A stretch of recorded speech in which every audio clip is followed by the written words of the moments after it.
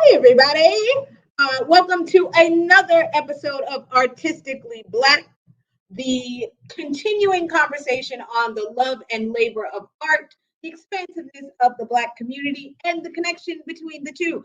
I am your host, Dannielle Hutchinson, and I am so excited for you to join us today. We have an excellent show for you. I am joined today by the former artistic director of Adventure Theater and co-creator of Make Way for Ducklings, Mr. Michael Bobbitt, and the director of the production, Miss Ashleigh King. Hello, friends. Hey, you started off with a pun.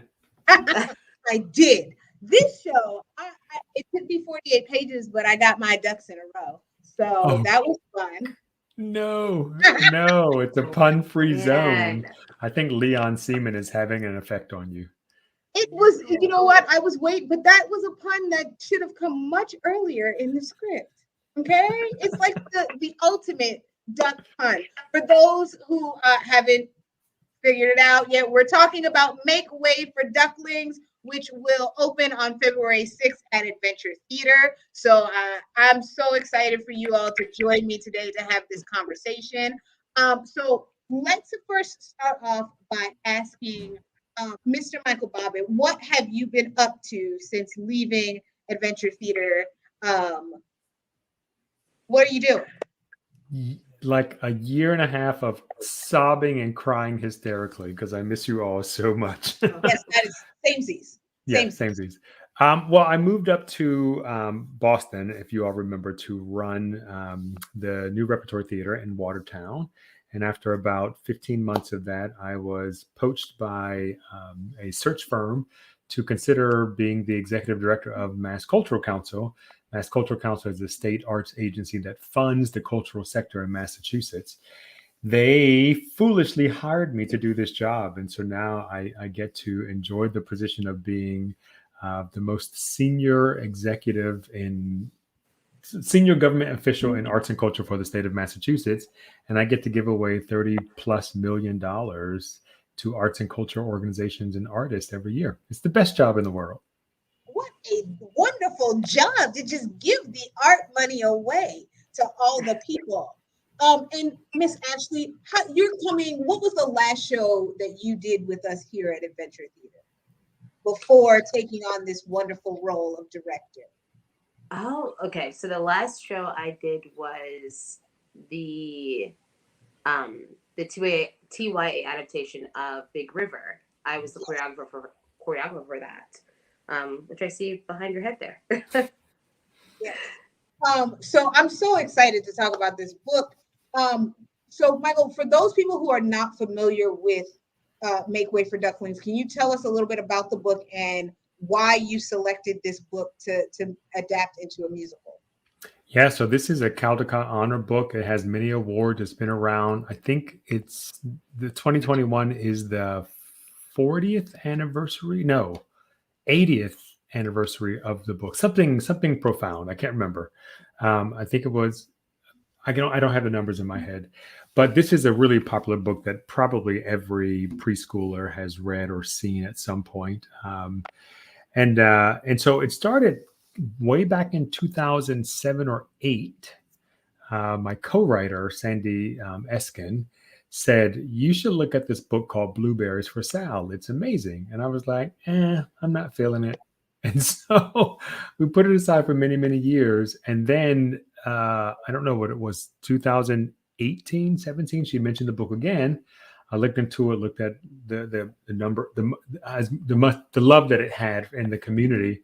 And so we adapted Blueberries for Sal, also knowing that the writer of Blueberries for Sal also wrote Make Way for Ducklings. And the whole hope of doing Blueberries for Sal was to hopefully convince the family to let us have the rights to adapt Make Way for Ducklings.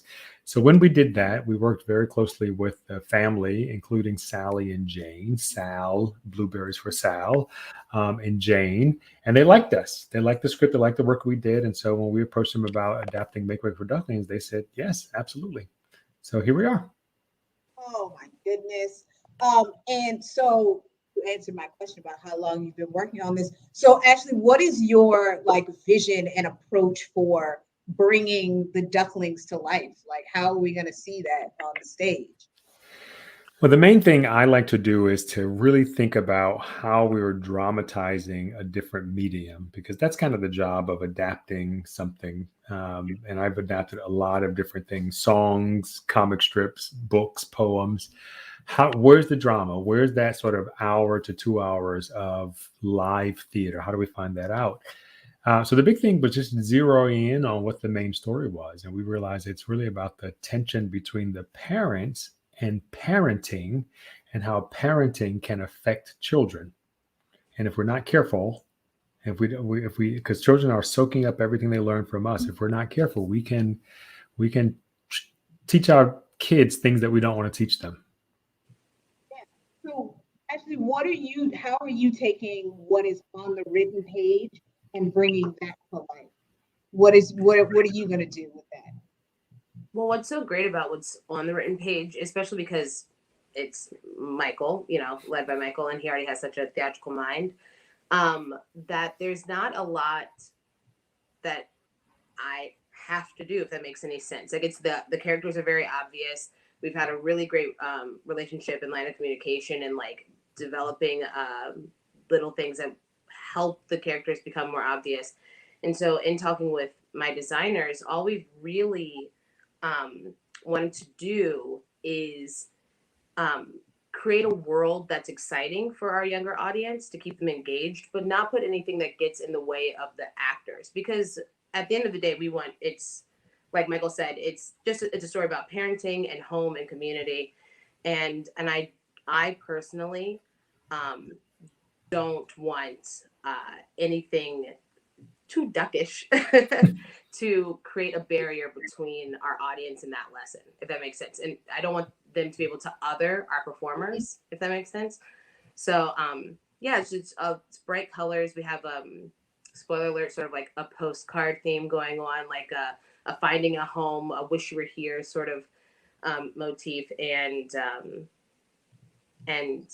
just really exciting, captivating performers and crinolines. I think I'm so excited about it. I haven't seen any of the designs, but I think it's an epic piece. I mean, there's like rivers and boats and cars and parks and trees and people and ducks and dogs. And so I think it's a huge, big challenge, but there's no one better to meet the challenge than Ashleigh and the team she's put together. Well, you know what's exciting? Oh, sorry. For me, thinking about these ducks, the ducks themselves, the Mallards, the parents, and then the Ducklings, it's much like watching young, toddlers grow up, like realizing that every single day they're learning something new, and how overwhelming that can be, but also how exciting it is for them. And that's why they're always living at 100%, because cars, seeing cars and a scooter and a hot nuts truck all back to back would be overwhelming, but also incredible, being like, wow, different sized wheels, something that we take for granted. And it's exciting to see that on the page, and then we'll get to see that on the stage as well, seeing it through the eyes of the Ducklings and the ducks, and reminding the parents of what that's like. Yeah. So Michael, you touched on the parent relationship, which I do love the inclusion of that, because it really is expanded from what is included in the book.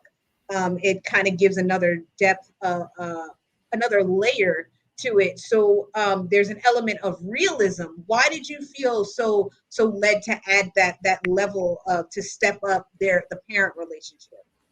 Well, the book is really kind of from the point of view of the parents. It really talks about the Mallard. So that wasn't a hard leap. But also, like, every time I worked on a show at Adventure or a play or produced anything, we always made sure that the kids were entertained, but just as important, the parents were entertained. That was for many reasons. One, the parents are buying the tickets.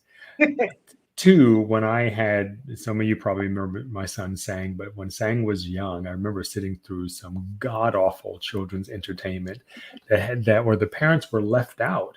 That actually makes it more difficult to write, because now you have to write things that work on two levels. So the one that's going to entertain the parents and the kids, because if the kid is not entertained, they'll be bored and want to leave. If the parent is not entertained, they're not going to come back again. So you can't write a joke that only plays for the kids. The parents have to find it funny too, and vice versa. I also, I think that we all find our own ways into the show. And so as we were thinking about the personalities of the Ducklings, we we're trying to think about all the different personalities of the kids that might be represented in the audience and come up with like the 4 or 5 main ones. But the parents too are versions of personalities. And so we wanted to do that too. There also was, I also think, I don't know where this comes from, but I also think that drama and tone make a huge difference. And I wanted to have something that was based in reality, so that everyone can find their way into the show. Now, a question for both of you.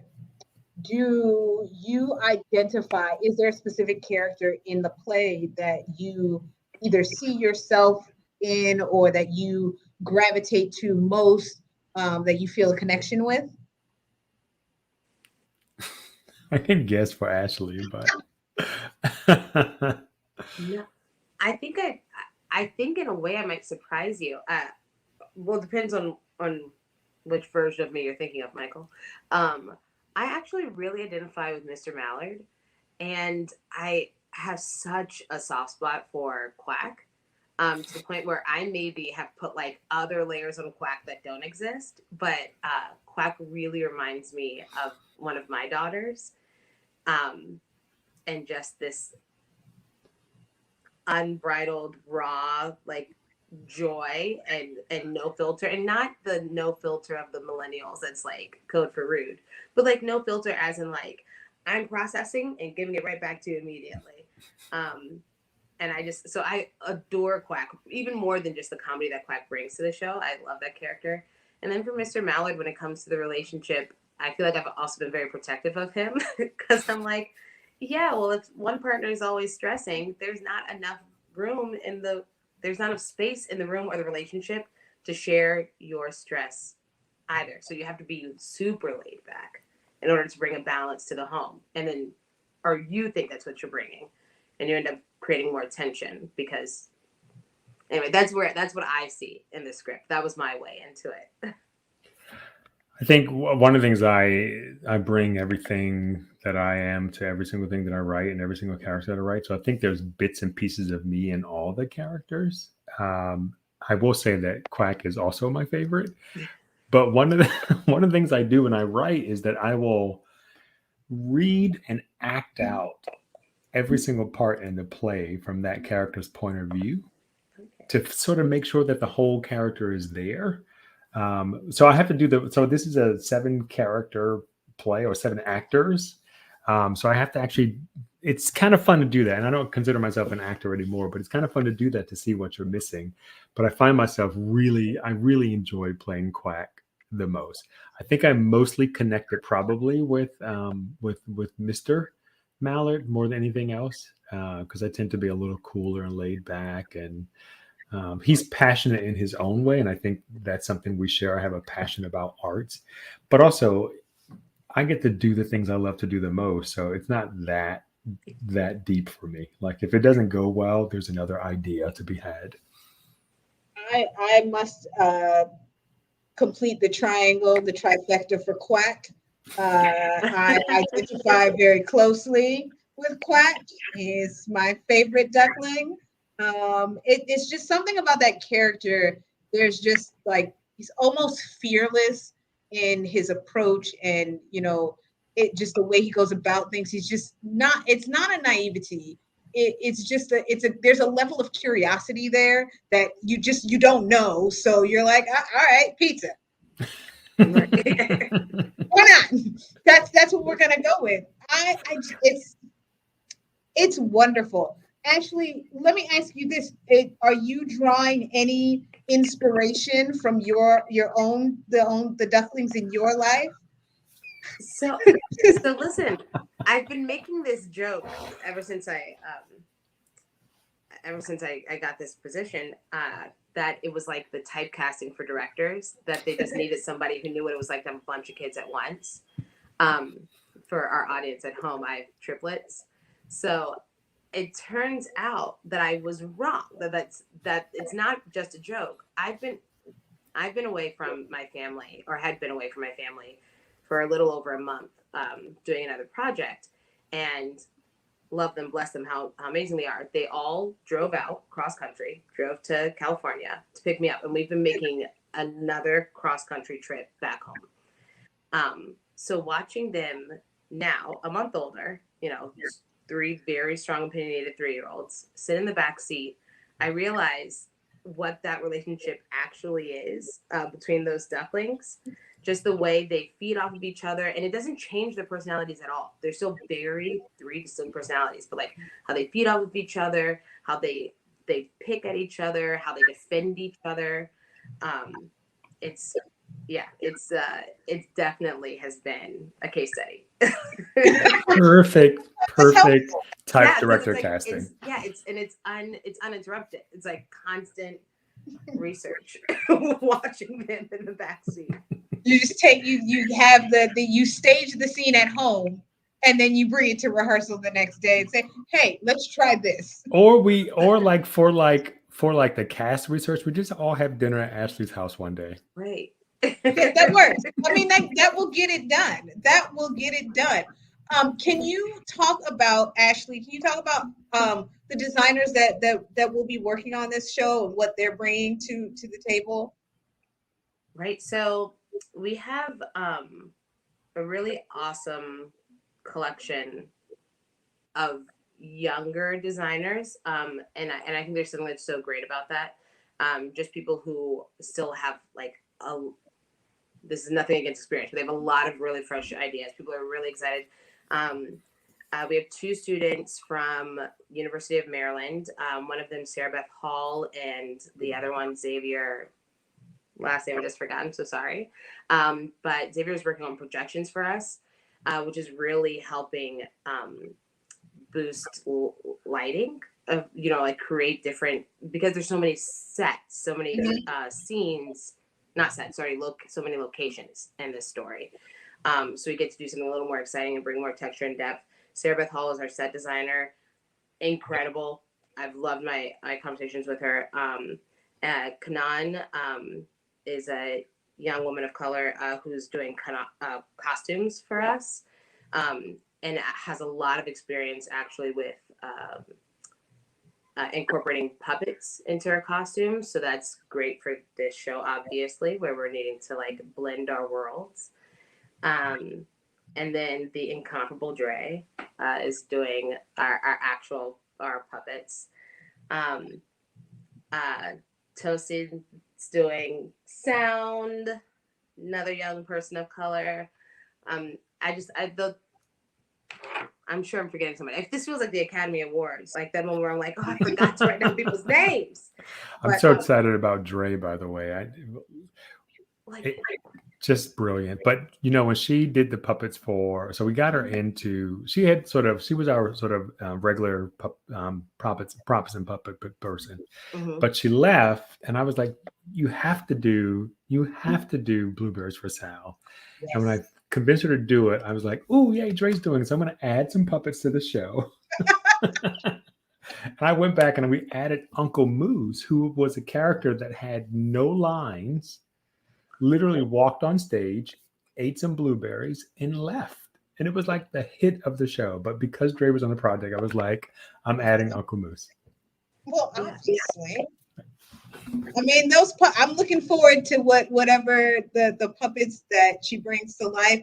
I think this is going to be something special. I think this has got it has something for everyone in this show.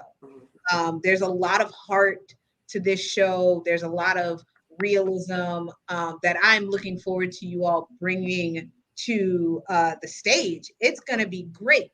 And you talked about, actually, you touched on locations. Michael, there are a lot of locations in Boston. And now that you are there, have you visited everything on the list? Yeah. So my office is 2 blocks from the Boston Public Gardens.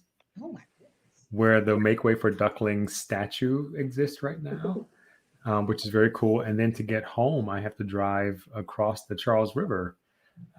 So it's, So literally, I am in the heart of it all. I'm listening to the accents every day.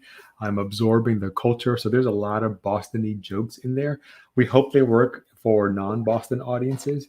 But yeah, I'm right here in the middle of it. And what's really cool is before I left DC, we came up with an agreement for a theater in Boston called Wheelock Family Theater to co-commission and do the Boston premiere of the show. So there's going to be 2 productions in the winter, which is really great. So we'll get a chance to see Ashleigh's version and then Emily's version, and make sure it all works and see what happens before we pursue some licensing agreements. But it's very exciting to sort of be in the midst of it. And every time I go through the park, I'm like, oh my gosh, this is like where Make Way for Ducklings happens. It's such a special piece. Is there, if you had to pick one message that you wanted people to walk away from this show with, what would that message be? And that is a question for each of you. For me, I think this world has become a world where empathy is under attack. It is not okay to if you disagree with someone, they have to become your mortal enemy. And I think that's the big message, that you can disagree and still love and still be kind with each other. I think the kids, the parents learn that because the kids have shown them that what they're doing.